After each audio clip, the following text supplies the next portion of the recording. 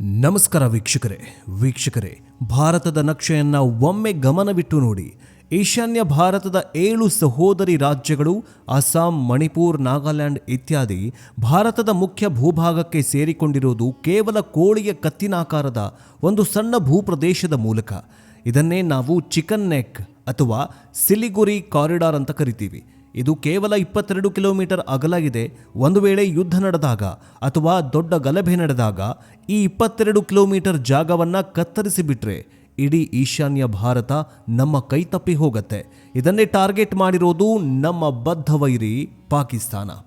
ಆದರೆ ಪಾಕಿಸ್ತಾನ ಇರೋದು ಪಶ್ಚಿಮದಲ್ಲಿ, ಈಶಾನ್ಯ ಭಾರತ ಇರೋದು ಪೂರ್ವದಲ್ಲಿ. ಅದು ಹೇಗೆ ಸಾಧ್ಯ ಅನ್ನೋ ಪ್ರಶ್ನೆ ಮೂಡುತ್ತೆ. ಇಷ್ಟು ದಿನ ಕಾಶ್ಮೀರದಿಂದ ನುಸುಳಿ ಭಾರತದಲ್ಲಿ ಉಗ್ರ ಚಟುವಟಿಕೆಗಳನ್ನು ಮಾಡ್ತಾ ಹೋಗ್ತಾ ಇದ್ದ ಪಾಕಿಸ್ತಾನಕ್ಕೆ ಈಗ ಮೋದಿ ಆಪರೇಷನ್ ಸಿಂಧೂರ ಮಾಡಿ ಬುಡಕ್ಕೆ ಬೆಂಕಿ ಇಟ್ಟಿದ್ದಾರೆ. ಕಾಶ್ಮೀರ ಕಣಿವೆಯಲ್ಲಿ ಪಾಕ್ ಆಟ ಏನೂ ನಡೆಯೋದಿಲ್ಲ ಅನ್ನೋದು ಗೊತ್ತಾಗ್ತಾ ಇದ್ದಂತೆ ಬಾಂಗ್ಲಾ ಮೂಲಕ ಭಾರತ ನುಸುಳೋಕೆ ಪಾಪಿ ಪಾಕಿಸ್ತಾನ ಸ್ಕೆಚ್ ಹಾಕಿದೆ. ಪಾಕಿಸ್ತಾನ ಉಗ್ರರು K2B ಅನ್ನೋ ಆಪರೇಷನ್ಗೆ ಸ್ಕೆಚ್ ಹಾಕಿದ್ದಾರೆ. ಪಾಕ್ ಪ್ಲಾನ್ಗೆ ಬಾಂಗ್ಲಾ ಕೈ ಜೋಡಿಸ್ತಾ ಭಾರತದ ಕಿರೀಟದಂತಿರೋ ಸಪ್ತ ಸೋದರಿಯರು ಅನ್ನೋ ರಾಜ್ಯಗಳು ಪಾಕ್, ಚೀನಾ, ಬಾಂಗ್ಲಾದೇಶದ ಪಾಲಾಗ್ತಾವ. ಹೌದು, ಶೇಖ್ ಹಸೀನಾ ಅವರ ಪತನದ ನಂತರ ಪಾಕಿಸ್ತಾನದ ಕುಖ್ಯಾತ ಗುಪ್ತಚರ ಸಂಸ್ಥೆ ISI ಬಾಂಗ್ಲಾದೇಶವನ್ನ ತನ್ನ 2ನೇ ಲಾಂಚ್ ಪ್ಯಾಡ್ ಮಾಡಿಕೊಂಡಿದೆ. ಕಾಶ್ಮೀರದಲ್ಲಿ ಸೋತ ಪಾಕಿಸ್ತಾನ ಈಗ ಬಾಂಗ್ಲಾದೇಶದ ಮೂಲಕ ಭಾರತದ ಒಳಗಡೆ ಉಗ್ರರನ್ನ, ನಕಲಿ ನೋಟುಗಳನ್ನ ಮತ್ತು ಮಾದಕ ವಸ್ತುಗಳನ್ನ ತರತಾಗಿದೆ. ಪಾಕಿಸ್ತಾನದ ಈ ಹೊಸ ಗೇಮ್ ಪ್ಲಾನ್ ಏನ್ ಗೊತ್ತಾ? 1971ರಲ್ಲಿ ಭಾರತದ ಮುಂದೆ ಮಂಡಿಯೂರಿ ಶರಣಾಗಿದ್ದ ಪಾಕ್ ಸೇನೆ ಈಗ ಬಾಂಗ್ಲಾದೇಶವನ್ನೇ ಬಳಸಿಕೊಂಡು ಹೇಗೆ ಸೇಡು ತೀರಿಸ್ಕೊಳ್ತಾಗಿದೆ ಗೊತ್ತಾ? ಉಗ್ರರು ಬಾಂಗ್ಲಾದೇಶದಿಂದ ಭಾರತಕ್ಕೆ ನುಸುಳುವ ಆ ಸೀಕ್ರೆಟ್ ರೂಟ್ ಯಾವುದು? ಬನ್ನಿ ಇವತ್ತಿನ ಈ ಎಪಿಸೋಡ್ನಲ್ಲಿ ದೇಶದ ಭದ್ರತೆಗೆ ಸಂಬಂಧಿಸಿದ ಈ ಗಂಭೀರ ವಿಷಯವನ್ನು ಎಳೆಯಾಗಿ ಬಿಚ್ಚಿಡುವ ಪ್ರಯತ್ನವನ್ನು ನಾವು ಮಾಡ್ತೀವಿ. ಈಗ ಭಾರತ ಪಾಕಿಸ್ತಾನದ ನಡುವೆ ನಡೀತಾ ಇರುವ ಆ ಯುದ್ಧ ಈಗಾಗಲೇ ಪಾಕಿಸ್ತಾನ ಸೋತ್ ಹೋಗಿದೆ. ಬಾಂಗ್ಲಾದೇಶದ ಜೊತೆಗೆ ಪಾಕಿಸ್ತಾನ ಸೇರಿಕೊಂಡು ಭಾರತದ ವಿರುದ್ಧ ಸೇಡು ತೀರಿಸ್ಕೊಳ್ಳೋದಕ್ಕೆ ಹೋಗ್ತಾ ಇದೆಯಲ್ಲ ಈ ಪಾಕಿಸ್ತಾನದ ದುರ್ಬುದ್ಧಿಯ ಬಗ್ಗೆ ನಿಮಗೇನನ್ಸುತ್ತೆ? ಪ್ರಧಾನಿ ನರೇಂದ್ರ ಮೋದಿ ಅವರು ಆಪರೇಷನ್ ಸಿಂಧೂರ ಮಾಡಿದ್ರಲ್ಲ, ಅದೇ ತೆರನಾಗಿ ಆಪರೇಷನ್ ಬಾಂಗ್ಲಾ ಟು ಪಾಕ್ ಅನ್ನುವಂತಹ ಆಪರೇಷನ್ ಮಾಡಬೇಕಾ? ಯುದ್ಧ ಮಾಡಬೇಕಾ? ಕಮೆಂಟ್ ಮೂಲಕ ತಿಳಿಸಿ. ಇಲ್ಲ ಅಂದರೆ ಈ ಬಾಂಗ್ಲಾದೇಶಿಗರು ನಮ್ಮ ದೇಶದಲ್ಲಿ ಏನು ಅವಿತು ಕುಳಿತಿದ್ದಾರಲ್ಲ ಅವರೆಲ್ಲರನ್ನ ಹೊರತೋರಿಸ್ಬೇಕಾ? ಏನನ್ಸುತ್ತೆ ನಿಮಗೆ? ಕಮೆಂಟ್ ಮೂಲಕ ತಿಳಿಸಿ. ಬನ್ನಿ ವಿಡಿಯೋವನ್ನು ಶುರು ಮಾಡೋಣ. ಸೇಡಿನ ಕಿಚ್ಚು 1971ರ ಅವಮಾನ ಪಾಕಿಸ್ತಾನಕ್ಕೆ ಅರಗಿಸಿಕೊಳ್ಳೋದಕ್ಕಾಗ್ತಿಲ್ಲ. ಈ ಪಿತೂರಿಯನ್ನು ಅರ್ಥ ಮಾಡ್ಕೊಳ್ಬೇಕಾದ್ರೆ ಈ ಪಾಕಿಸ್ತಾನ ಬಾಂಗ್ಲಾದೇಶದೊಂದಿಗೆ ಸೇರ್ಕೊಂಡು ಮಾಡ್ತಾ ಇರುವಂತಹ ಸೇಡಿನ ಪಿತೂರಿಯನ್ನು ಅರ್ಥ ಮಾಡ್ಕೊಳ್ಬೇಕಂತಂದ್ರೆ ನಾವು ಇತಿಹಾಸದ ಪುಟಗಳನ್ನು ತಿರುವಿ ಹಾಕಲೇಬೇಕು.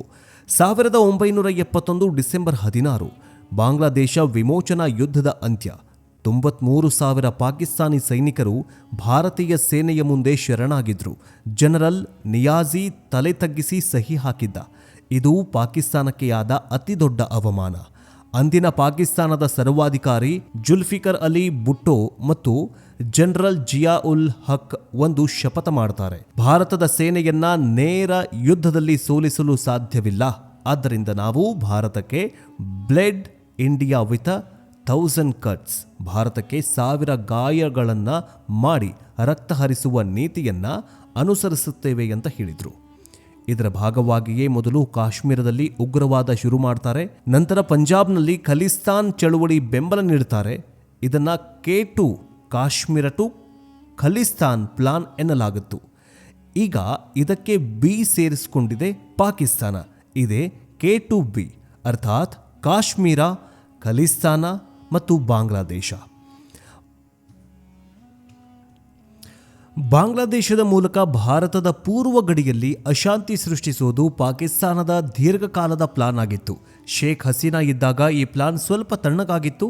ಈಗ ಹಸೀನಾ ಇಲ್ಲ, ಪಾಕಿಸ್ತಾನದ ಹಾದಿ ಸುಗಮವಾಗಿದೆ. ISIನ ಢಾಕಾ ಮಿಷನ್, ಉಗ್ರರ ಹೊಸ ರೂಟ್ ಮ್ಯಾಪ್. ಬಾಂಗ್ಲಾದೇಶದಲ್ಲಿ ಪಾಕಿಸ್ತಾನದ ISI ಹೇಗೆ ಕಾರ್ಯನಿರ್ವಹಿಸ್ತಾ ಇದೆ ಅಂತ ನೋಡ್ತಾ ಹೋಗೋದಾದರೆ, ಬಾಂಗ್ಲಾದೇಶದಲ್ಲಿ ಪಾಕಿಸ್ತಾನದ ISI ಹೇಗೆ ಕಾರ್ಯಾಚರಣೆ ನಡೆಸ್ತಾ ಇದೆ ಎಂಬುದು ಬೆಚ್ಚಿ ಬೇಡಿಸುವಂತಿದೆ. ಗುಪ್ತಚರ ವರದಿಗಳ ಪ್ರಕಾರ ಅವರ ಕಾರ್ಯಾಚರಣೆ ಹೇಗಿದೆ ಅಂತ ಹೇಳ್ತೀವಿ ಕೇಳಿ.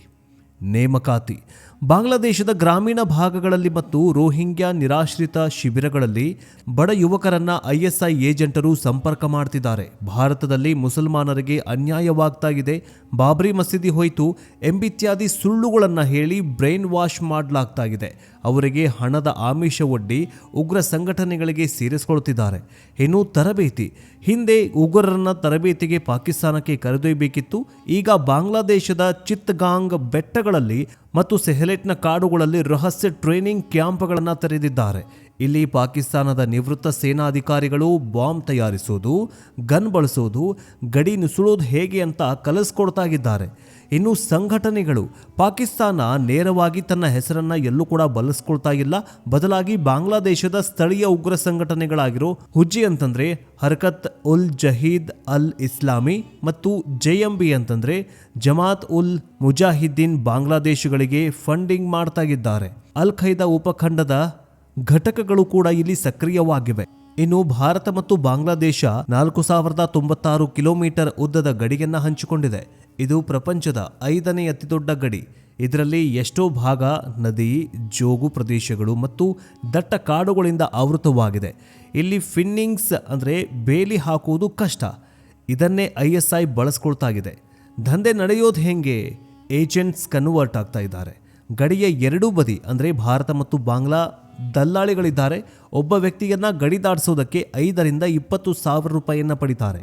ಮಳೆಗಾಲದ ಲಾಭವನ್ನು ಪಡೆದುಕೊಳ್ತಾರೆ ಇದೇ ಬಾಂಗ್ಲಾದೇಶಿಗಳು. ಮಳೆಗಾಲದ ಸಂದರ್ಭದಲ್ಲಿ ನದಿಗಳು ಉಕ್ಕಿ ಹರಿಯುವಾಗ ಅಥವಾ ಚಳಿಗಾಲದ ದಟ್ಟ ಮಂಜಿನಲ್ಲಿ BSF ಕಣ್ಗಾವಲು ಕಷ್ಟವಾಗತ್ತೆ.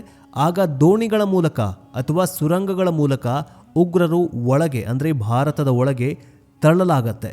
ಇನ್ನು ಜಾನುವಾರು ಕಳ್ಳಸಾಗಣೆ. ಹಸುಗಳ ಕಳ್ಳಸಾಗಣೆ ಮಾಡುವಂತಹ ಗುಂಪುಗಳ ಜೊತೆಗೆ ಸೇರಿಕೊಂಡು ಅವರಂತೆಯೇ ವೇಷ ಧರಿಸಿ ಉಗ್ರರು ನುಸುಳುತ್ತಾಗಿದ್ದಾರೆ ಭಾರತದ ಒಳಗಡೆ. ಇನ್ನು ನಕಲಿ ದಾಖಲೆ. ಪಶ್ಚಿಮ ಬಂಗಾಳದ ಗಡಿ ಜಿಲ್ಲೆಗಳಾಗಿರೋ ಮಾಲ್ಡಾ ಮತ್ತು ಮುರ್ಷಿದಾಬಾದ್ ತಲುಪಿದ ತಕ್ಷಣ ಅಲ್ಲಿರುವಂತಹ ಸ್ಲೀಪರ್ ಸೆಲ್ಗಳು ಅವರಿಗೆ ನಕಲಿ ಆಧಾರ್ ಕಾರ್ಡ್, ವೋಟರ್ ID ಮಾಡಿಸ್ಕೊಡ್ತಾರೆ. ಒಮ್ಮೆ ಈ ಆಧಾರ್ ಕಾರ್ಡ್ ಸಿಕ್ಕರೆ ಅವರು ಭಾರತೀಯರಂತೆ ದೇಶದ ಯಾವುದೇ ಮೂಲೆಯಲ್ಲಿ ಹೋಗಬಹುದು. ಇನ್ನು ಆರ್ಥಿಕ ಭಯೋತ್ಪಾದನೆ ಮತ್ತು ಮಾಲ್ಡ್ ಮಾಡೆಲ್. ಕೇವಲ ಬಾಂಬ್ ಹಾಕುವುದಷ್ಟೇ ಯುದ್ಧವಲ್ಲ, ಒಂದು ದೇಶದ ಆರ್ಥಿಕತೆಯನ್ನು ಹಾಳು ಮಾಡೋದು ಕೂಡ ಯುದ್ಧವೇ. ಇದಕ್ಕಾಗಿ ಪಾಕಿಸ್ತಾನ ಬಳಸ್ತಾ ಇರುವ ಅಸ್ತ್ರ FICN ಅರ್ಥಾತ್ ಫೇಕ್ ಇಂಡಿಯನ್ ಕರೆನ್ಸಿ ನೋಟ್ಸ್ ಅಂದರೆ ನಕಲಿ ನೋಟುಗಳು. ಪಾಕಿಸ್ತಾನದ ಪ್ರಿಂಟಿಂಗ್ ಪ್ರೆಸ್ಗಳಲ್ಲಿ ಭಾರತದ 500 ಮತ್ತು 2000 ರೂಪಾಯಿ ಮುಖಬೆಲೆಯ ಅತ್ಯಾಧುನಿಕ ನಕಲಿ ನೋಟುಗಳನ್ನು ಮುದ್ರಿಸಲಾಗ್ತಾಗಿದೆ. ಇವುಗಳನ್ನು ಕರಾಚಿ ಅಥವಾ ದುಬೈ ಮೂಲಕ ಬಾಂಗ್ಲಾದೇಶಕ್ಕೆ ಕಳುಹಿಸಿಕೊಡಲಾಗುತ್ತೆ. ಅಲ್ಲಿಂದ ಪಶ್ಚಿಮ ಬಂಗಾಳದ ಮಾಲ್ಡಾ ಜಿಲ್ಲೆಯ ಮೂಲಕ ಅವು ಭಾರತದ ಮಾರುಕಟ್ಟೆಗೆ ಬರ್ತಾ ಇವೆ. ಇನ್ನು NIA ವರದಿಗಳ ಪ್ರಕಾರ ಭಾರತದಲ್ಲಿ ಚಲಾವಣೆಯಲ್ಲಿರುವ 80% ನಕಲಿ ನೋಟುಗಳು ಇದೇ ಬಾಂಗ್ಲಾದೇಶದ ಮಾರ್ಗವಾಗಿ ಬಂದಿವೆ.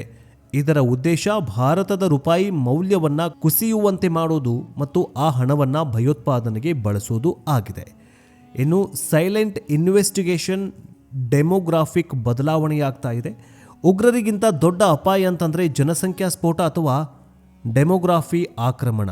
ಪಾಕಿಸ್ತಾನದ ಸುದೀರ್ಘ ಕಾಲದ ಪ್ಲಾನ್ ಏನಂದರೆ ಭಾರತದ ಗಡಿ ಜಿಲ್ಲೆಗಳಲ್ಲಿ ಮುಸ್ಲಿಂ ಜನಸಂಖ್ಯೆಯನ್ನು ಹೆಚ್ಚಿಸುವುದು ಮತ್ತು ಹಿಂದೂಗಳನ್ನು ಅಲ್ಪಸಂಖ್ಯಾತರನ್ನಾಗಿ ಮಾಡೋದು. ಅಸ್ಸಾಂ ಮತ್ತು ಪಶ್ಚಿಮ ಬಂಗಾಳದ ಗಡಿ ಜಿಲ್ಲೆಗಳಲ್ಲಿ ಕಳೆದ 20 ವರ್ಷಗಳಲ್ಲಿ ಜನಸಂಖ್ಯೆಯ ಸ್ವರೂಪವೇ ಬದಲಾಗಿ ಹೋಗ್ಬಿಟ್ಟಿದೆ. ದುಬ್ರಿ, ಕರೀಂಜಂಗ್, ಮುರ್ಷಿದಾಬಾದ್ನಂತಹ ಜಿಲ್ಲೆಗಳಲ್ಲಿ ಅಕ್ರಮ ಬಾಂಗ್ಲಾದೇಶಿ ವಲಸಿಗರ ಸಂಖ್ಯೆ ವಿಪರೀತವಾಗಿ ಹೋಗ್ಬಿಟ್ಟಿದೆ. ಇದು ಕೇವಲ ಜನಸಂಖ್ಯೆ ಹೆಚ್ಚಳವಲ್ಲ, ಇವರು ಮತದಾರರ ಪಟ್ಟಿಯಲ್ಲಿ ಸೇರಿಕೊಂಡು ರಾಜಕೀಯವನ್ನೇ ನಿಯಂತ್ರಿಸುವಷ್ಟು ಬೆಳೆದು ಬಿಟ್ಟಿದ್ದಾರೆ. ಭವಿಷ್ಯದಲ್ಲಿ ನಮಗೆ ಪ್ರತ್ಯೇಕ ಆಡಳಿತ ಬೇಕು ಅಥವಾ ನಾವು ಬಾಂಗ್ಲಾದೇಶದ ಜೊತೆ ಸೇರ್ತೇವೆ ಎಂಬ ಕೂಗು ಎಬ್ಬಿಸುವುದು ISIನ ತಂತ್ರವಾಗಿದೆ. ಇದನ್ನೇ ಗ್ರೇಟರ್ ಬಾಂಗ್ಲಾದೇಶ ಸಂಚು ಅಂತ ಕರೆಯಲಾಗ್ತಾ ಇದೆ. ಇನ್ನು ಭಾರತದ ಕೌಂಟರ್ ಅಟ್ಯಾಕ್ ನಾವೇನು ಮಾಡ್ತಾ ಇದ್ದೀವಿ? ಭಾರತ ಸುಮ್ಮನೆ ಕುಳಿತಿಲ್ಲ. ಮೋದಿ ಸರ್ಕಾರ ಮತ್ತು ಅಜಿತ್ ದೋವಲ್ ನೇತೃತ್ವದಲ್ಲಿ ಈ ಸಮಸ್ಯೆಯನ್ನು ಎದುರಿಸುವುದಕ್ಕೆ ಹಲವಾರು ಕ್ರಮಗಳನ್ನು ಕೈಗೊಳ್ಳಲಾಗಿದೆ. Smart fencing. ನದಿಗಳು ಮತ್ತು ಕಣಿವೆಗಳಲ್ಲಿ ಲೇಸರ್ ಗೋಡೆಗಳನ್ನು ಮತ್ತು ಸೆನ್ಸರ್ ಆಧಾರಿತ ಕಣ್ಗಾವಲು ವ್ಯವಸ್ಥೆಯನ್ನು ಅಳವಡಿಸಲಾಗ್ತಾಗಿದೆ. ಇದನ್ನು CBMBM ಅಂತ ಕರೀತಾರೆ. ಲೇಸರ್ ಗೋಡೆಗಳಿಂದ ಯಾರಾದರೂ ನುಸುಳಿ ಒಳಗಡೆ ಬಂದರೆ ಲೇಸರ್ ತನ್ನ ಸೆನ್ಸರ್ನಿಂದಾಗಿ ಸೇನೆಗೆ ಒಂದು ಮೆಸೇಜ್ ಕಳಿಸ್ಕೊಡತ್ತೆ. ಸೊ ಮೆಸೇಜ್ ಗೊತ್ತಾಗ್ತಾ ಇದ್ದ ಹಾಗೆ ನುಸುಳುಕೋರರು ಒಳಗಡೆ ಸೇರ್ತಾ ಇದ್ದಾರಂತ ಗೊತ್ತಾದ ತಕ್ಷಣ ಅವರನ್ನು ಹಿಡಿದು ಶಿಕ್ಷೆಗೊಳಪಡಿಸೋದು ಈ ಒಂದು ಉದ್ದೇಶವಾಗಿದೆ. ಯಾವುದು? Smart fencing. ಇನ್ನು ನೆಕ್ಸ್ಟ್ ಏನಂತಂದರೆ BSFಗೆ ಅಧಿಕಾರ. ಗಡಿ ಭದ್ರತಾ ಪಡೆ BSF ಗಡಿಯಿಂದ 50 ಕಿಲೋಮೀಟರ್ ಒಳಗಿನವರೆಗೂ ಶೋಧ ಕಾರ್ಯಾಚರಣೆ ನಡೆಸುವ ಮತ್ತು ಬಂಧಿಸುವ ಅಧಿಕಾರವನ್ನು ನೀಡಲಾಗಿದೆ. NIA ತನಿಖೆ. ಬಾಂಗ್ಲಾದೇಶದ ಉಗ್ರ ಸಂಘಟನೆಗಳ ಲಿಂಕ್ ಇರುವ ಭಾರತೀಯ ಸ್ಲೀಪರ್ ಸೆಲ್ಗಳನ್ನು NIA ಭೇದಿಸ್ತಾ ಇದೆ. ಇತ್ತೀಚೆಗೆ ಬೆಂಗಳೂರು ಮತ್ತು ಭೋಪಾಲ್ನಲ್ಲಿ ಸಿಕ್ಕಿಬಿದ್ದ JMB ಉಗ್ರರು ಇದಕ್ಕೆ ಸಾಕ್ಷಿಯಾಗಿದ್ದಾರೆ. ಇನ್ನು CAA ಮತ್ತು NRC ಆಕ್ರಮಣ. ಈಗ ಅಕ್ರಮ ವಲಸಿಗರನ್ನು ಗುರುತಿಸಿ ಹೊರಹಾಕುವುದು, NRC ಜಾರಿ ತರುವುದು ಈಗ ಅನಿವಾರ್ಯವಾಗಿದೆ. ಇವೆಲ್ಲವುಗಳನ್ನು ನೋಡ್ತಾ ಇದ್ದರೆ ಬಾಂಗ್ಲಾದೇಶದಲ್ಲಿ ಏನಾಗ್ತಾ ಇದೆ, ಇವೆಲ್ಲವುಗಳನ್ನು ಈಗ ಪ್ರಧಾನಿ ನರೇಂದ್ರ ಮೋದಿಯವರು ಜಾರಿಗೆ ತಂದರೆ ಮಾತ್ರ ಭಾರತದಲ್ಲಿ ಈ ಬಾಂಗ್ಲಾದೇಶಿಗಳ ಜನಸಂಖ್ಯೆ ಕಡಿಮೆಯಾಗತ್ತೆ. ಇದು ಪಾಕಿಸ್ತಾನಕ್ಕೂ ಹೊಡೆತ ಕೊಟ್ಟಂಗಾಗತ್ತೆ, ಬಾಂಗ್ಲಾದೇಶಕ್ಕೂ ದೊಡ್ಡ ಹೊಡೆತ ಕೊಟ್ಟಂಗಾಗತ್ತೆ. ಭಾರತ ಮತ್ತು ಬಾಂಗ್ಲಾದೇಶದ ನಡುವಿನ ಹಗ್ಗಜಗ್ಗಾಟವನ್ನು ತನ್ನ ಲಾಭಕ್ಕಾಗಿ ಬಳಸಿಕೊಳ್ಳುವುದಕ್ಕೆ ಪಾಕಿಸ್ತಾನ ಸಂಚು ರೂಪಿಸಿದೆ.